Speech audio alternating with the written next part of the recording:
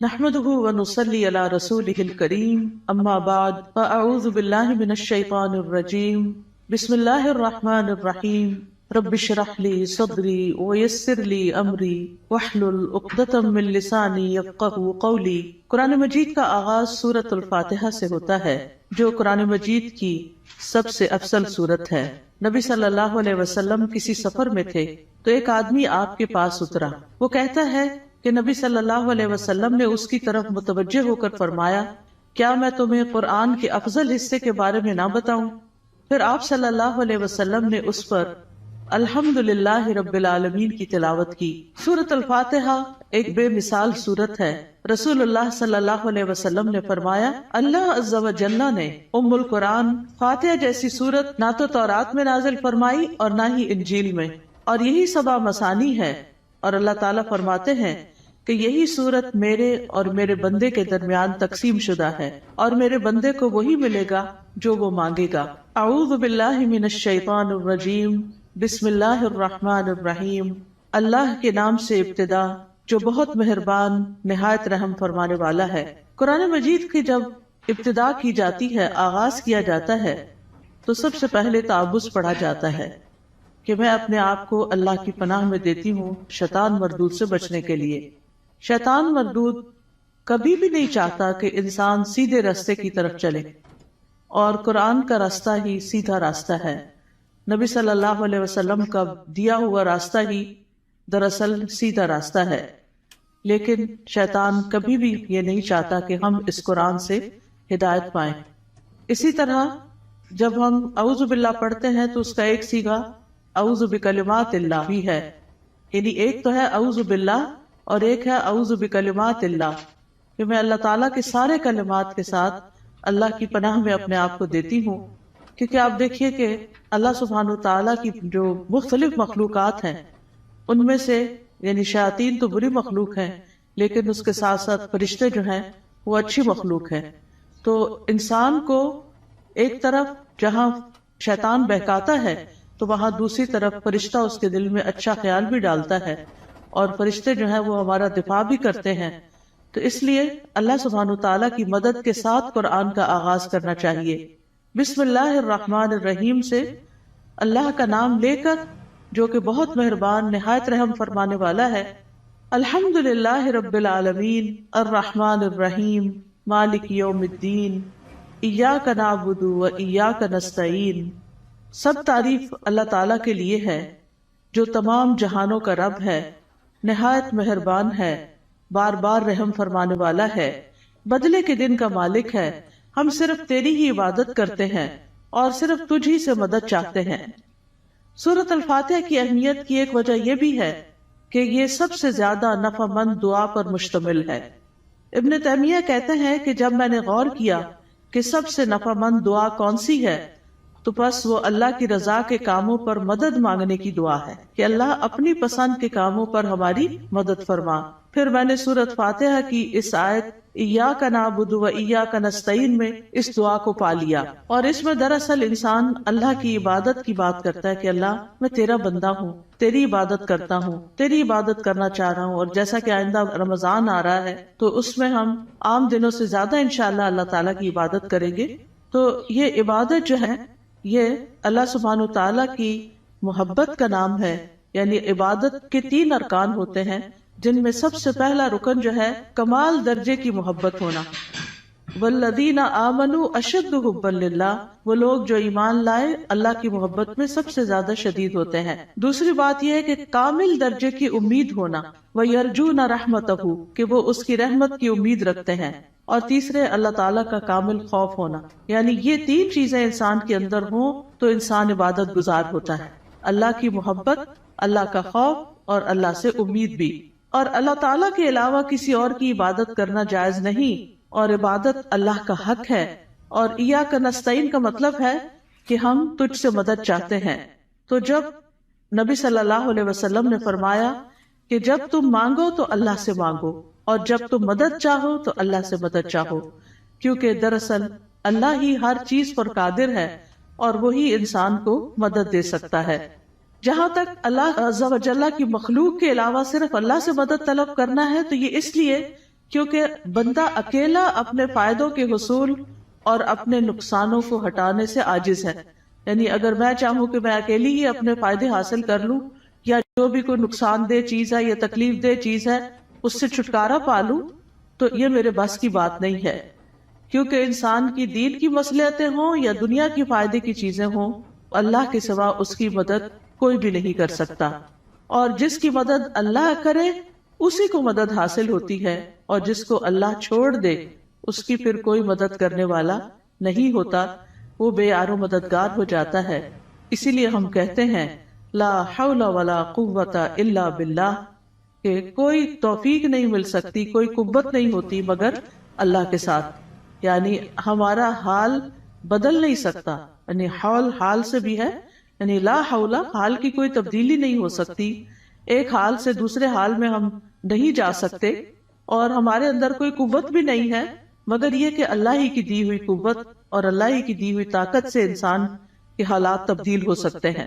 یعنی ہماری زندگیوں میں کئی مسائل ہوتے ہیں، کبھی بچوں کے مسائل، کبھی رشتہ داروں کے مسائل، کبھی اور مالی مسائل، یعنی کئی طرح کی چیزیں انسان کو پریشان کرتی رہتی ہیں.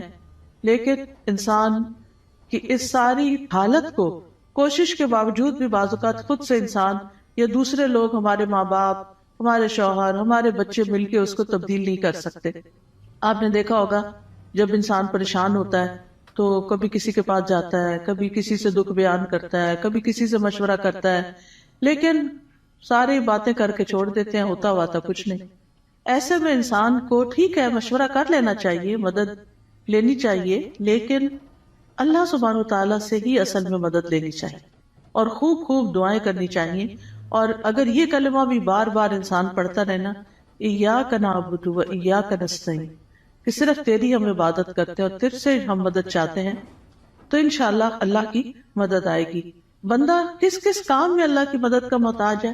اپنے روزمرہ کے مسائل کے حل کے لیے تو محتاج ہے ہی، اپنی خوراک کے لیے ہے، اپنے لباس کے لیے ہے، اپنی رہائش کے لیے، اپنی سب چیزوں کے لیے تو ہے ہی.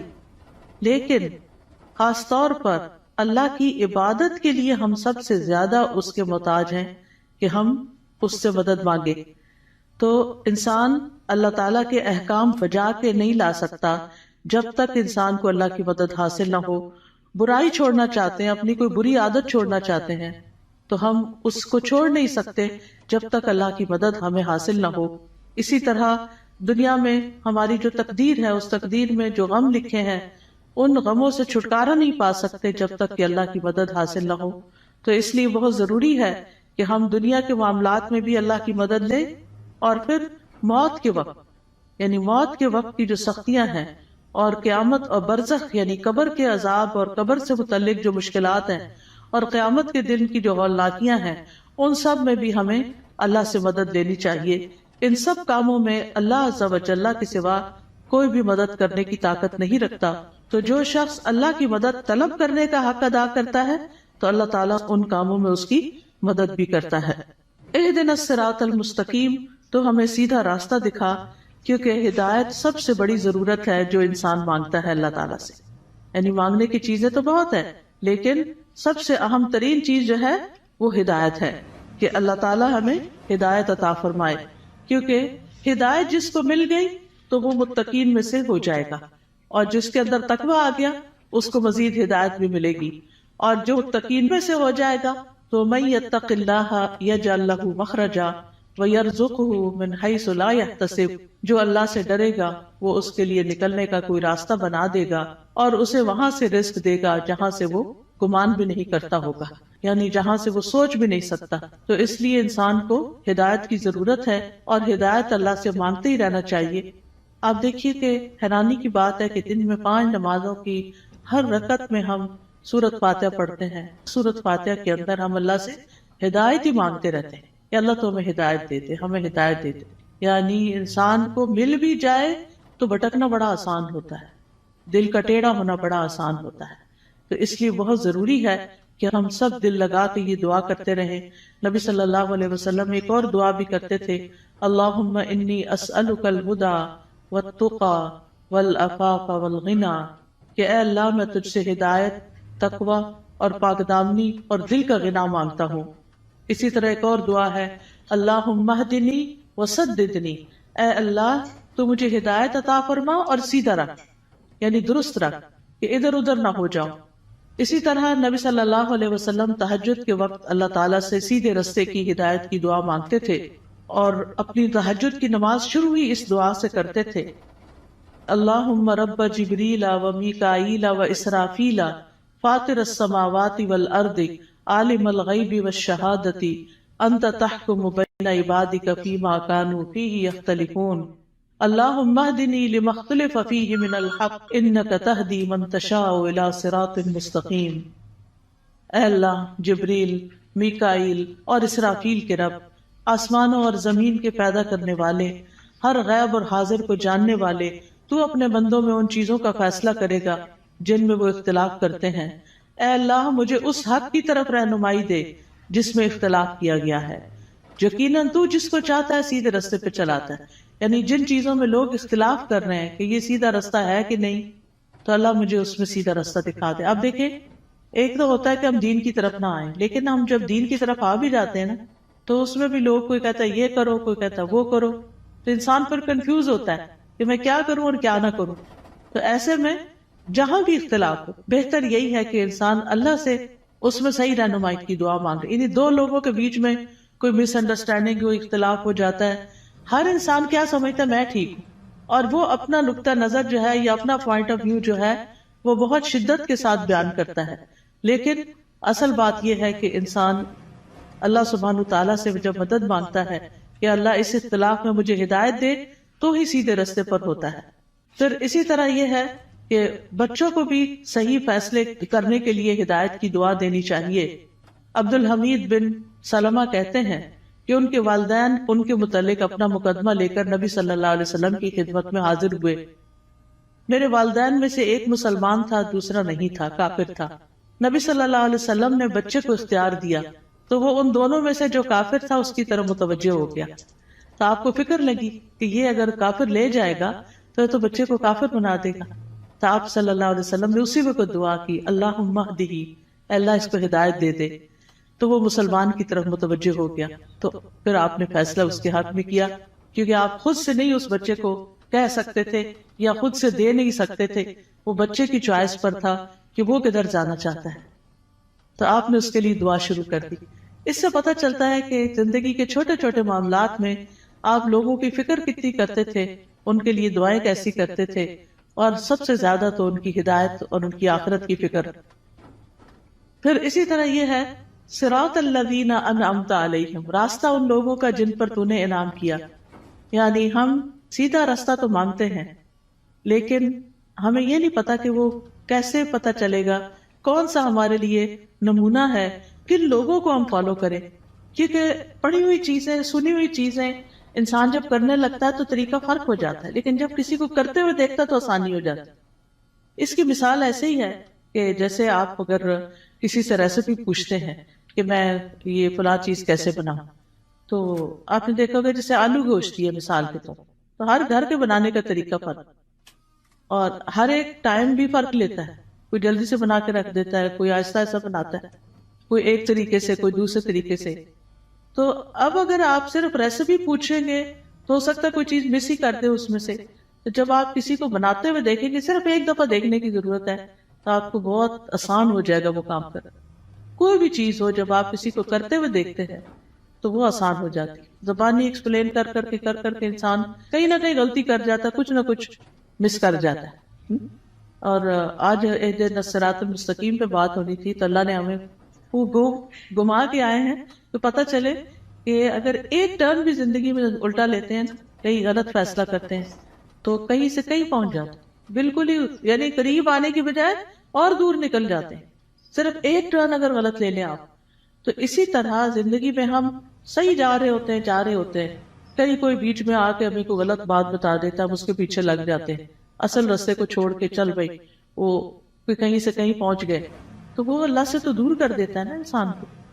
تو اس لیے ہمیں یہ کہا گیا ہے کہ ان لوگوں کا راستہ مانگو جو ہدایت پر تھے، اور وہ کون تھے؟ انبیاء تھے، صدیقین تھے، شہداء تھے، صالحین تھے، نیک لوگ تھے، صحابہ کرام تھے، تابعین تھے، تبع تابعین تھے، جن کو آپ صلی اللہ علیہ وسلم نے خیر القرون میں سے قرار دیا. تو کتنا ضروری ہے کہ ہم ان لوگوں کی زندگیوں کے بارے میں پڑھیں، وہ کیا کرتے تھے.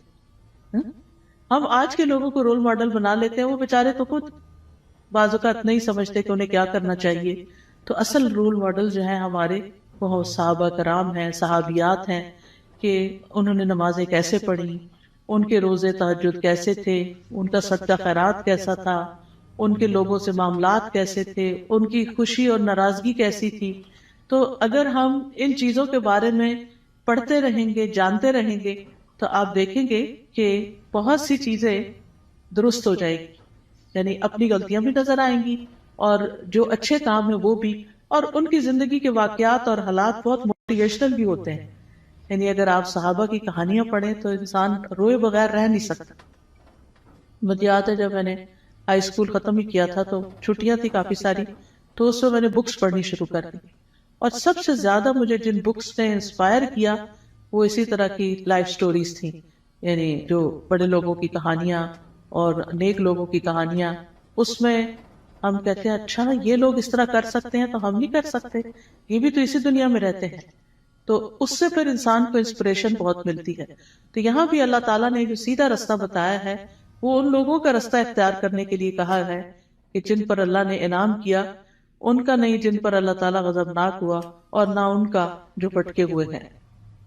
پھر ہے سورۃ البقرہ. سورۃ البقرہ جو ہے وہ قرآن کی کوہان ہے. نبی صلی اللہ علیہ وسلم نے فرمایا ہر چیز کی ایک کوہان ہوتی ہے، یعنی اونچا حصہ ہم، اور قرآن کی کوہان سورۃ البقرہ ہے. اور جب شیطان سورۃ البقرہ کی تلاوت سنتا ہے تو وہ اس گھر سے نکل جاتا ہے جس میں سورۃ البقرہ کی تلاوت کی جا رہی ہو. اس کو پڑھنا باعث برکت ہے اور اس کو چھوڑنا باعث حسرت ہے. رسول اللہ صلی اللہ علیہ وسلم نے فرمایا سورۃ البقرہ پڑھا کرو، کیونکہ اس کا پڑھنا باعث برکت ہے، چھوڑنا باعث حسرت ہے، اور اس کے پڑھنے والے پر جادوگر قدرت نہیں پا سکتے.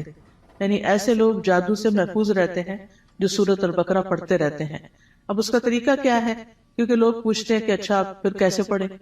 ایک تو یہ ہے کہ ایک ہی دن میں ساری پڑھ لیں، اور کیسے بہت سارے لوگ ہوتے ہیں جو روز سورۃ البقرہ پڑھتے ہیں. اور ایک یہ ہے کہ ایک ایک سپارہ کر کے آپ روز پڑھ لیں. ایک یہ ہے کہ ربع ربع ربع ربع کر کے آپ اس کو، یعنی کہ 8 اور 10 دن لگ جاتے ہیں تقریباً اس طرح، تو مہینے میں 3 دفعہ ہو جائے گی. ایک یہ ہے کہ روزانہ آپ ایک صفحہ پڑھ لیں، اور جب تک وہ صفحے سارے ختم نہیں ہوتے تو وہ اس طرح روزانہ آپ یعنی یا نماز میں یا دیکھ کے یعنی پڑھتے رہیں. یعنی سورۃ البقرہ کے ساتھ اپنا تعلق قائم رکھے تو اس کا فائدہ یہ ہوگا کہ جادوگر اثر نہیں کر سکیں. کیونکہ جن لوگوں پہ کوئی جادو کی شکایت ہوتی ہے نا، جب وہ بےچارے ایک دفعہ اپنا توڑ کر آتے ہیں، جب ان کو پتہ چلتا ہے توڑ ہو گیا تو دوبارہ کر دیتے ہیں، پھر دوبارہ کر دیتے ہیں. تو اس لیے پروٹیکشن بڑی ضروری ہوتی ہے، اور سورۃ البقرہ جو ہے اسی میں سے ہے. ابو ہریرہ رضی اللہ عنہ سے روایت ہے کہ رسول اللہ صلی اللہ علیہ وسلم نے فرمایا تم اپنے گھروں کو قبرستان نہ بناؤ، کیونکہ شیطان اس گھر سے بھاگ جاتا ہے جس گھر میں سورۃ البقرہ کی تلاوت کی جاتی ہے. پھر آیت نمبر 1 ہے سورۃ البقرہ کی، الف لام میم ذالک الکتاب لا ریب فیہ ھدی للمتقین. یہ کتاب ہے جس میں کوئی شک نہیں، ہدایت ہے متقی لوگوں کے لیے. قرآن جو ہے وہ شکوک و شبہات سے پاک کتاب ہے، یعنی ایسے علم پر مبنی ہے جو یقینی ہے، جو سب سے سچی بات ہے، اس کی ہر بات ہی سچی ہے. کون ہے متقین؟ الذین یؤمنون بالغیب ویقیمون الصلاۃ ومما رزقناہم ینفقون. جو غیب پر ایمان لاتے ہیں، نماز قائم کرتے ہیں، اور جو رزق ہم نے ان کو دیا ہے اس میں سے وہ خرچ کرتے ہیں. تو ایمان بالغیب جو ہے یہ دل سے تعلق رکھتا ہے. نماز قائم کرنا جسم کا حصہ ہے، اور مما رزقناہم ینفقون مال کا حصہ ہے، یعنی حقوق العباد کی ادائیگی. انسان اندر سے بھی اچھا ہو، انسان باہر سے بھی اللہ کی عبادت کرے، اور انسان اللہ کے بندوں اور اللہ کی مخلوق کے ساتھ بھی اچھا سلوک کرے. پھر فرمایا والذین یؤمنون بما انزل الیک وما انزل من قبلک وبالآخرۃ ھم یوقنون. اور وہ جو ایمان لاتے ہیں اس پر جو آپ پر نازل کیا گیا اور جو آپ سے پہلے نازل کیا گیا، اور وہ آخرت پر یقین رکھتے ہیں. یعنی متقی وہ لوگ ہوتے ہیں، اس کتاب سے ہدایت حاصل کرنے والے لوگ وہ ہوتے ہیں کہ جو اللہ کی طرف سے آئی ہوئی چیزوں پر ایمان رکھتے ہیں، اور جو چیزیں نبی صلی اللہ علیہ وسلم سے پہلے اتاری گئی تھی ان پر بھی ایمان رکھتے ہیں، اور وہ آخرت پر پکا یقین رکھتے ہیں. تو نبی صلی اللہ علیہ وسلم پر نازل شدہ وحی جو ہے اس پر ایمان لانا ضروری ہے. قرآن مجید میں آتا ہے وَأَنزَلَ اللَّهُ عَلَيْكَ الْكِتَابَ وَالْحِكْمَةَ وَعَلَّمَكَ مَا لَمْ تَكُنْ تَعْلَمْ وَكَانَ فَضْلُ اللَّهِ عَلَيْكَ عَظِيمًا. اللہ نے آپ پر کتاب و حکمت نازل کی ہے اور آپ کو وہ کچھ سکھایا جو آپ نہیں جانتے تھے، اور یہ آپ پر اللہ کا بہت ہی بڑا فضل ہے کہ اللہ تعالیٰ نے آپ کو فائدے کی سب چیزیں سکھا دی ہیں. یاد رکھیے حدیث بھی قرآن کی طرح نازل ہوتی تھی. وما ينطق عن الهوى ان هو الا وحی یوحى. وہ اپنی خواہش نفس سے کچھ نہیں کہتے، وہ تو صرف وہی ہے جو نازل کی جاتی ہے. حسان بن عطیہ کہتے ہیں کہ جبریل علیہ السلام نبی صلی اللہ علیہ وسلم کے پاس سنت لے کر اترتے تھے. جس طرح آپ کو قرآن سکھاتے اسی طرح سنت کی تعلیم دیتے تھے. قرآن جو تھا وہ لکھا جاتا تھا، یعنی قرآن جو تھا وہ آپ سنتے تھے اور پھر صحابہ کو لکھوا دیتے تھے، جبکہ سنت جو ہے وہ چونکہ زیادہ تر پریکٹس کی چیز ہے، عمل کی چیز ہے، تو وہ آپ اس چیز پر عمل کر لیتے تھے. نبی صلی اللہ علیہ وسلم نے ہمیں بھی تلقین کی ہے کہ ہم اس قرآن و سنت کو مضبوطی سے پکڑے رکھیں. رسول اللہ صلی اللہ علیہ وسلم نے فرمایا میں تم میں دو چیزیں چھوڑے جا رہا، تم ہرگز گمراہ نہیں ہوگے جب تک ان دونوں کو مضبوطی سے نہ تھام لو. ایک اللہ کی کتاب اور دوسرے اس کے نبی کی سنت ہے. وَبِالْآخِرَةِ هُمْ يُوقِنُونَ. اور آخرت پر وہ یقین رکھتے ہیں.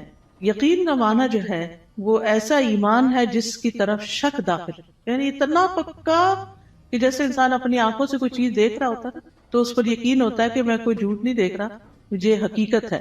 یقین جو ہے یہ علم کا سب سے اونچا درجہ ہے. یعنی یہ نہیں کہا آخرت کا علم رکھتے ہیں، آخرت کو جانتے ہیں، نہیں، اس پر پکا یقین رکھتے ہیں، ایمان رکھتے ہیں. تو یقین کے فائدے کیا ہوتے ہیں؟ یقین کا فائدہ یہ ہوتا ہے کہ انسان کے لیے عمل آسان ہو جاتا ہے. انسان کو اللہ تعالیٰ سے یقین مانگنا چاہیے. ابو بکر رضی اللہ عنہ دعا میں یہ کلمات کہتے تھے اللہم ہب لی ایمانا و یقینا و معافاتا و نیتا. اے اللہ مجھے ایمان اور یقین اور عافیت اور اچھی نیت عطا فرما. اولئک علی ھدی من ربہم واولئک ھم المفلحون. یہی لوگ اپنے رب کی طرف سے ہدایت پر ہیں اور یہی لوگ دراصل فلاح پانے والے ہیں. اس کے بعد فرمایا بے شک وہ لوگ جنہوں نے کفر کیا ان کے لیے برابر ہے کہ آپ انہیں ڈرائیں یا نہ ڈرائیں، وہ ایمان نہیں لائیں گے. اللہ نے ان کے دلوں اور ان کے کانوں پر مہر لگا دی ہے اور ان کی آنکھوں پر پردہ ہے اور ان کے لیے بہت بڑا عذاب ہے.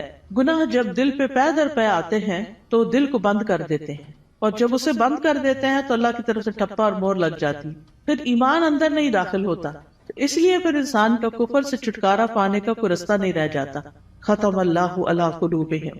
اور پھر کان بھی نہیں سنتے اور آنکھیں بھی نہیں دیکھتی، کہیں سے بھی عبرت نہیں ہوتی.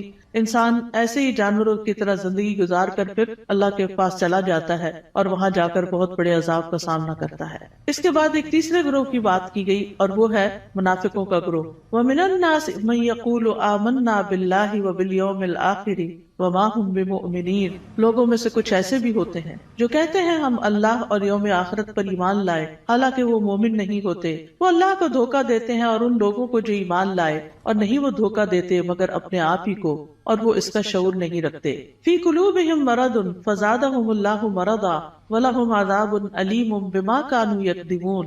ان کے دلوں میں ایک بیماری ہے تو اللہ نے ان کی بیماری کو اور زیادہ کر دیا اور ان کے لیے دردناک عذاب ہے، اس لیے کہ وہ جھوٹ بولتے تھے. تو یہ کون سی بیماری ہے؟ یہ دنیا کی محبت کی بیماری ہے. اس وجہ سے وہ اللہ سبحانہ و تعالیٰ کی عبادت نہیں کرتے، اسی وجہ سے وہ آخرت کی فکر نہیں کرتے، اسی وجہ سے وہ نبی صلی اللہ علیہ وسلم کی سنت کو کوئی اہمیت نہیں دیتے. کیونکہ جب دل دنیا کی طرف جھک جاتا ہے اور اس کے اندر بڑھتا چلا جاتا ہے، جو دنیا میں ہی سکون پاتا ہے، دنیا سے محبت کرتا ہے، وہ دل پھر آخرت سے غافل ہو جاتا ہے.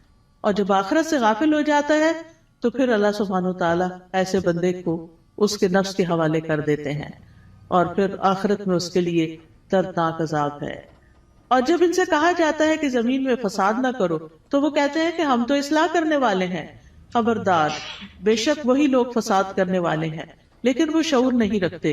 اور جب ان سے کہا جاتا ہے ایمان لاؤ جس طرح لوگ ایمان لائے، تو کہتے ہیں کیا ہم ایمان لائیں جس طرح بے وقوف ایمان لائے ہیں؟ خبردار، یقیناً وہ خود ہی بے وقوف ہیں لیکن وہ جانتے نہیں ہیں. اور جب ان لوگوں سے ملتے ہیں جو ایمان لائے تو کہتے ہیں ہم ایمان لائے، اور جب اپنے شیطانوں کے پاس تنہا ہوتے ہیں تو کہتے ہیں یقیناً ہم تو تمہارے ساتھ ہیں، ہم تو صرف مذاق کرنے والے ہیں. یعنی ایسے لوگ ہر ایک سے بنا کے رکھنے کی فکر کرتے ہیں اور کسی کو اس لیے ناراض نہیں کرنا چاہتے کہ ان سے پھر کوئی دنیا کا نقصان نہ ہو جائے. لیکن حقیقت یہ ہے کہ یہ لوگ دین کا مذاق اڑاتے ہیں اور دین کے ساتھ نان سیریس رویہ اختیار کرتے ہیں. تو اس لیے اللہ یستہزئ بہم، جیسا یہ عمل کرتے ہیں ویسی ہی ان کی جزا ہے.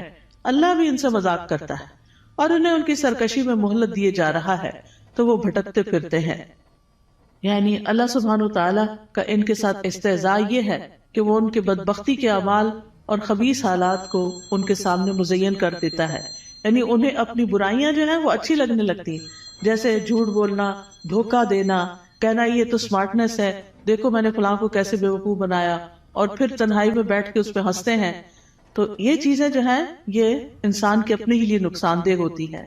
اولئک الذین اشتروا الضلالۃ بالہدی فما ربحت تجارتہم وما کانوا مہتدین. یہی وہ لوگ ہیں جنہوں نے ہدایت کے بدلے گمراہی خرید لی تو نہ ان کی تجارت ہی فائدہ مند ہوئی اور نہ ہی وہ ہدایت پانے والے تھے.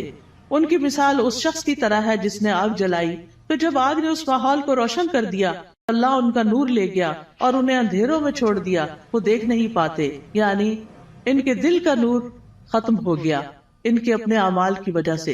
یعنی یہ ان لوگوں کے بارے میں بات کی گئی ہے کہ جو دعویٰ تو کرتے ہیں کہ ہم ایمان لائے اور اس سے دنیا میں کچھ نہ کچھ فائدہ اٹھاتے ہیں کہ وہ مسلمان ظاہر ہوتے ہیں تو مسلمانوں کو جو بینیفٹس ہوتے ہیں یہ ان کے شیلٹر میں آ جاتے ہیں. لیکن یہ ہے کہ دنیا میں تھوڑی سی روشنی ان کو مل گئی مگر آخرت میں تو سخت اندھیرا چھا جائے گا اور ان کو سخت عذاب پہنچے گا. پھر اسی طرح یہ ہے کہ دنیا میں کفر جو ہے وہ روشنی چھپا دیتا ہے اور ان کے پردے چاک ہو جاتے ہیں، جو ان کی منافقت ظاہر ہو جاتی ہے تو وہ اس سے اندھیرے ان کے کھل کے سامنے آ جاتے ہیں کہ ان کے دلوں کے اندر کیا ہے. پھر اسی طرح ان کے بارے میں فرمایا سم بکم عمی فہم لا یرجعون، بہرے ہیں، گنگے ہیں، اندھے ہیں، پس وہ نہیں لوٹتے، یعنی ہدایت کی طرف واپس نہیں آتے. یا ان کی مثال آسمان سے اترنے والی زوردار بارش کی طرح ہے جس میں اندھیرے ہیں اور گرج ہے اور چمک ہے. وہ کڑکنے والی بجلیوں اور موت کے ڈر سے اپنی انگلیاں اپنے کانوں میں ڈال لیتے ہیں اور اللہ کافروں کو گھیرنے والا ہے. قریب ہے کہ بجلی ان کی آنکھوں کی روشنی لے جائے، جب بھی وہ ان کے لیے روشنی کرتی ہے تو وہ اس میں چل پڑتے ہیں، اور جب ان پر اندھیرا چھا جاتا ہے تو وہ کھڑے رہ جاتے ہیں. اور اگر اللہ چاہتا تو ان کی سماعت اور ان کی بصارت کو لے جاتا، بے شک اللہ خوب قدرت رکھنے والا ہے. اور یہ حقیقت ہے کہ اللہ سبحانہ تعالیٰ ہر چیز پر پورا قادر ہے اور ان منافقین پر بھی پوری طرح قادر ہے، اور اللہ تعالیٰ اسباب کے بغیر بھی ان کی سماعت اور بصارت کو ختم کر سکتا ہے. ہم سب کو اپنے لیے دعا کرنی چاہیے کہ اللہ تعالیٰ ہماری آنکھوں، ہمارے کانوں، ہمارے دل کو سلامت رکھ کہ ہم اس سے ہدایت پاتے رہیں. سنن ترمذی میں ایک دعا آئی ہے بڑی خوبصورت، وَمَتِّعْنَا بِأَسْمَاعِنَا وَأَبْصَارِنَا وَقُوَّاتِنَا أَبَدًا مَا أَحْيَيْتَنَا وَاجْعَلْهُ الْوَارِثَ مِنَّا، کہ اللہ ہمیں ہماری سماعت، ہماری بصارت، ہماری قوت سے فائدہ پہنچا اور اسے ہمارا وارث بنا دے.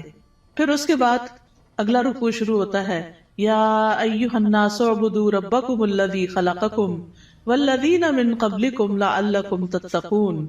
اے لوگوں اپنے رب کی عبادت کرو، الذی خلقکم جس نے تمہیں پیدا کیا، اور ان لوگوں کو بھی جو تم سے پہلے تھے، تاکہ تم بچ جاؤ، یعنی برے عذاب سے بچ جاؤ. تو عبادت کی بات پہلے بھی ہو چکی کہ ہمیں اللہ نے اپنی عبادت کے لیے پیدا کیا ہے، اور عبادت میں انسان کو اللہ تعالیٰ سے شدید محبت بھی کرنی ہوتی ہے اور اس سے ڈرنا بھی ہوتا ہے اور اس سے امید بھی رکھنی ہوتی ہے. پھر فرمایا الذی جعل لکم الارض فراشا والسماء بناء وانزل من السماء ماء فاخرج به من الثمرات رزقا لکم فلا تجعلوا للہ اندادا وانتم تعلمون. وہ جس نے تمہارے لیے زمین کو فرش اور آسمان کو چھت بنایا اور آسمان سے پانی نازل کیا اور اس پانی سے تمہارے لیے پھل بطور رزق پیدا کیے، بس تم اللہ کے ساتھ کسی کو شریک نہ ٹھہراؤ حالانکہ تم جانتے ہو. اور اگر تمہیں اس قرآن میں شک ہے جو ہم نے اپنے بندے محمد پر نازل کیا صلی اللہ علیہ وسلم، تو اسی طرح کی ایک صورت تم بھی بنا لاؤ، اور اللہ کے سوا اپنے گواہوں یعنی مددگاروں کو بھی بلا لو اگر تم سچے ہو۔ فَإِن لَّمْ تَفْعَلُوا وَلَن تَفْعَلُوا فَاتَّقُوا النَّارَ الَّتِي وَقُودُهَا النَّاسُ وَالْحِجَارَةُ أُعِدَّتْ لِلْكَافِرِينَ، پھر اگر تم نے ایسا نہ کیا اور تم ہرگز نہ کر سکو گے تو بچو اس آگ سے جس کا ایندھن انسان اور پتھر ہے، جو کافروں کے لیے تیار کی گئی ہے، اور خوشخبری دے دیجئے ان لوگوں کو جو ایمان لائے اور انہوں نے نیک عمل کیے۔ تو خوشخبریاں کس کے لیے ہیں؟ گڈ نیوز کس کے لیے ہیں؟ جو ایمان لا کر اچھے کام کرتا ہو، کہ ان کے لیے ایسے باغات ہیں جن کے نیچے نہریں بہتی ہیں، جب انہیں ان باغوں میں سے کسی قسم کا پھل کھانے کو دیا جائے گا تو وہ کہیں گے یہ تو وہی ہے جو اس سے پہلے بھی ہم دیے گئے، اور انہیں اس سے ملتے جلتے پھل دیے جائیں گے۔ وہاں ان کے لیے پاک صاف بیویاں ہوگی اور وہ ان باغات میں ہمیشہ رہنے والے ہیں، ہمیشہ کے لیے۔ یہ کتنی بہترین جزا ہے جو نیک عمل کرنے والوں کی ہے۔ معاذ بن جبل رضی اللہ عنہ کہتے ہیں کہ نیک عمل وہ ہوتا ہے جس میں 4 چیزیں ہوں۔ نمبر 1 علم کے ساتھ ہو کیا۔ نمبر 2 اچھی نیت ہو، کرنے کی نیت بھی اچھی ہونی چاہیے۔ نمبر 3 صبر کے ساتھ کرنا چاہیے، اور نمبر 4 اخلاص کے ساتھ کرنا چاہیے۔ تو جس عمل میں یہ سب چیزیں ہوں، صبر بھی ہو، نیت اچھی ہو، عمل انسان کا جو ہے وہ علم کے مطابق ہو، تو وہی شخص جو ہے وہ نیک ہے۔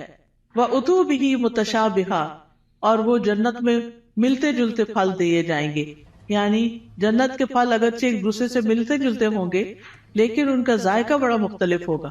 جیسے آم ہے تو آموں سے ملتے جلتے بظاہر دیکھنے میں، یعنی یہ سب ورائٹی کی انتہا ہے نا، کہ آپ نے کبھی نوٹ کیا ہوگا مثلاً آپ بعض اوقات 2 اورنجز کھاتے ہیں، کیا دونوں کا ذائقہ ایک ہوتا ہے؟ نہیں ہوتا ہے۔ اور اگر کس میں فرق ہو تو ان کی خوشبو، ان کا رنگ، ایون کلر بھی، کسی کا ریڈ ہوتا ہے، کسی کا یلو، کسی کا برائٹ یلو ہوتا ہے، کسی کا اورنجش ہوتا ہے، ان کی خوشبو، ان کی مٹھاس۔ اب وہ جنت میں ان کے سامنے پھل پڑے ہوئے ہیں، دیکھنے میں ایک جیسے لگ رہے ہیں، ایک کھائیں گے اور مزہ، ایک کھائیں گے اور مزہ، ایک کھائیں گے اور مزہ، کیونکہ اگر 2 پھل ایک جیسے بھی کھائیں گے تو وہ بور ہو جاتا ہے نا انسان۔ دیکھیں وہ یہ اورنج، یہ میں نے کھائے ہوئے ہیں۔ لیکن اتنی ورائٹی ہے جنت میں، اتنی ورائٹی ہے کہ انسان کا دل بھرے گا ہی نہیں کسی وقت۔ دیکھیں ہمیں ہر نئی چیز اچھی لگتی ہے، ہم ہر نئے آئیڈیا سے، ہر نئی یونیک چیز سے انسپائر ہوتے ہیں۔ تو جنت میں تو ہر وقت ہر چیز نئی نئی نئی نئی نئی، یعنی نہ پرانی چیزیں ہوگی، نہ وہ ریپیٹیشن ہوگی، نہ وہ بوریت ہوگی، نہ وہ دل بھرے گا۔ اب فیشن کیا ہے؟ ایک نیا آئیڈیا ہی ہوتا ہے نا، حالانکہ بعض اوقات اس میں بڑی تکلیف بھی ہوتی ہے، لیکن وہ نیا ہوتا ہے تو لوگوں کو اٹریکٹ کرتا ہے، یونیک، انیوژل۔ تو وہ اتو بھی متشابہہ، دیکھنے میں وہ متشابہ ہے لیکن کھانے میں ان کا مزہ، جیسے ایک حدیث میں بھی آتا ہے کہ جنت میں جو ببول کا درخت ہوگا اس کے جو کانٹے ہوں گے، اس میں سے ایک کانٹے کے اندر 70,000 قسم کے پھل ہوں گے، یعنی اس کے اندر وہ رنگ ہوں گے اور اس کے ڈفرنٹ چیزیں ہوں گی، اور وہ جب ایک ایک چیز نکالتا جائے گا انسان تو different colour, different test, different خوشبو، ایکسپلور ہی کرتا جائے گا، ایکسپلور ہی کرتا جائے گا۔ اسی لیے خالدین فی، رہنا ہی رہنا ہے، کوئی موت نہیں ہے وہاں، جنت میں موت نہیں ہے، جہنم میں بھی موت نہیں ہو۔ اس لیے انسان کو جنت کا شوق لگ جانا چاہیے اور اس کے لیے کوشش کرنی چاہیے، اس کے لیے تڑپنا چاہیے، اور اس کے لیے ہر وہ کام کر لینا چاہیے جس سے بس ایک دم اندر چلے جائیں، چاہے وہ اچھی عبادت کر کے، چاہے وہ بندوں کی خدمت کر کے، یعنی جو کام پتہ چلے نا یہ جنت میں لے جانے والا، تو انسان کو اس کا حریص ہو جانا چاہیے۔ ٹھیک ہے ہم کمزور انسان ہیں، نہ ہمارے پاس اتنی ہمت ہے زیادہ، نہ مال ہے زیادہ، لیکن کچھ نہ کچھ تو کرتے چلے جائیں تاکہ ایک دن اللہ تعالیٰ کا دیدار بھی ہو، کیونکہ جنت عدن میں جو لوگ ہوں گے اللہ تعالیٰ کے دیدار میں انہیں کوئی رکاوٹ پیش نہیں آئے گی، اور اللہ تعالیٰ کے وہ بڑے پسندیدہ اور چوزن لوگ ہوں گے۔ لیکن اس کے لیے اللہ کے راستے میں جہاد کرنا، جد و جہد کرنا، نکلنا، اپنے کمفرٹ زون سے باہر نکلنا، اپنا مال خرچ کرنا، اپنی جان لگانا، یہ چیزیں ہیں جس سے انسان جنت کا سودا کرتا ہے۔ ان اللہ اشتری من المؤمنین انفسهم واموالهم بان لهم الجنہ، اللہ نے بے شک خرید لی مومنوں سے ان کی جانیں اور ان کے مال، کیونکہ ان کے لیے جنت ہے۔ تو جنت حاصل کرنے کے لیے انسان کو کچھ دینا پڑتا ہے، اور وہ یہی دنیا کا وقت ہے، تھوڑا سا، یہ چند سال ہے، پتہ نہیں کب تک زندہ ہے کب تک نہیں۔ تو اللہ تعالیٰ سے دعا ہے کہ وہ ہمیں نیک اعمال کرنے کی توفیق عطا فرمائے۔ پھر بے شک اللہ اس سے نہیں شرماتا کہ وہ مادہ مچھر یا اس سے اوپر کسی چیز کی مثال بیان کرے. پھر جو لوگ ایمان لائے ہیں وہ جانتے ہیں کہ وہ ان کے رب کی طرف سے سچ ہے، اور جن لوگوں نے انکار کیا وہ کہتے ہیں اس مثال سے اللہ کی کیا مراد ہے. اللہ اس سے اکثر لوگوں کو گمراہ کرتا ہے اور اسی سے بہت سے لوگوں کو ہدایت بخشتا ہے، اور اس مثال سے گمراہ کرتا بھی ہے تو صرف فاسقوں کو. یعنی اللہ تعالیٰ جن لوگوں کو گمراہ کرتا ہے وہ اس لیے نہیں کرتا کہ اللہ چاہتا ہے یہ گمراہ ہو جائے، نہیں، اصل میں ان کے اندر ایسی کوئی علت ہوتی ہے کہ جو اس بات کا سبب بن جاتی ہے کہ اللہ تعالیٰ پھر اس بندے کو ہدایت کی بجائے الٹے راستے پہ چلا دیتا ہے. جیسے سورۃ الصف میں آتا ہے فَلَمَّا زَاغُوا أَزَاغَ اللَّهُ قُلُوبَهُمْ وَاللَّهُ لَا يَهْدِي الْقَوْمَ الْفَاسِقِينَ. پھر جب وہ ٹیڑھے ہو گئے تو اللہ نے ان کے دل ٹیڑھے کر دی. انسان سیدھا راستہ چھوڑ کے ٹیڑھے پہ جاتا ہے تو پھر اللہ تعالیٰ اس کو اسی کے حوالے کر دیتا ہے، اور اللہ نافرمان لوگوں کو ہدایت نہیں دیتا. تو جو لوگ رب کے حکم کو مان جاتے ہیں ان کو ہدایت کی تعلیم مل جاتی ہے اور وہ سیدھے راستے پہ چل پڑتے ہیں. اور پھر فاسق کون ہوتے ہیں؟ جو اللہ کے عہد کو اس کے مضبوط باندھنے کے بعد توڑ دیتے ہیں، اور جس چیز کا اللہ نے جوڑنے کا حکم دیا اس کو کاٹ ڈالتے ہیں، یعنی رشتہ داروں سے کاٹ لیتے ہیں اور زمین میں فساد کرتے ہیں. یہی لوگ دراصل نقصان اٹھانے والے ہیں. تم اللہ کا انکار کیسے کر سکتے ہو حالانکہ تم مردہ تھے، پھر اس نے تمہیں زندگی بخشی، پھر وہی تمہیں موت دے گا، پھر وہی تمہیں دوبارہ زندہ کرے گا، پھر اسی کی طرف تم لوٹائے جاؤ گے. واپسی کدھر ہے؟ اللہ ہی کی طرف ہے. اب یعنی کہ 2 مرحلے تو پورے ہو گئے. ایک مرحلہ تھا زندگی سے پہلے آنے کا، جب آدم علیہ السلام کی پشتوں سے اللہ نے سب کی روحیں پیدا کر دی. پھر اس کے بعد اس دنیا میں اب آگے، اب اس کے بعد موت ہے، پھر موت کے بعد پھر زندگی ہے جو ہمیشہ کی زندگی. هو الذی خلق لکم ما فی الارض جمیعا ثم استوى الی السماء فسواہن 7 سماوات وہو بکل شیء علیم. وہ اللہ ہی تو ہے جس نے وہ سب کچھ جو زمین میں ہے تمہارے لیے پیدا کیا، پھر وہ آسمانوں کی طرف متوجہ ہوا تو ان کو ٹھیک کر کے 7 آسمان بنا دیا، اور وہ ہر چیز کا خوب علم رکھنے والا ہے. یہ اللہ تعالیٰ کا ہم پر احسان ہے کہ اس نے ہمارے لیے فائدے کی چیزیں اور عبرت کے سامان زمین میں پیدا کیے، اور ہر وہ چیز جو اللہ نے بنائی وہ ہمارے استعمال کے لیے ہے.